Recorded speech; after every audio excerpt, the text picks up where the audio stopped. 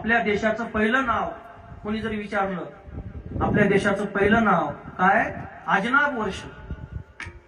या अजनाब वर्षाचा राजा नाभी राज्य करू लागला. आता हे अजनाब वर्ष केवढं होतं? आपला देश किती मोठा होता? आपल्या देशानं जवळजवळ 15 देशाला जन्म दिलाय. एवढा मोठा होता आपला देश त्यावेळेस.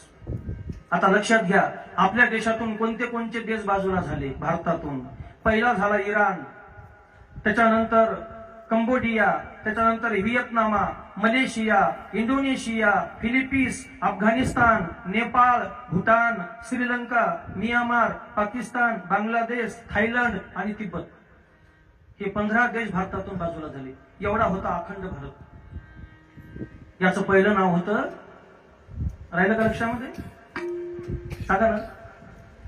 तुम्ही लक्षात ठेवा, तुम्ही काहीच लक्षात ठेवू नका, आठवणीत काही ठेवू नका.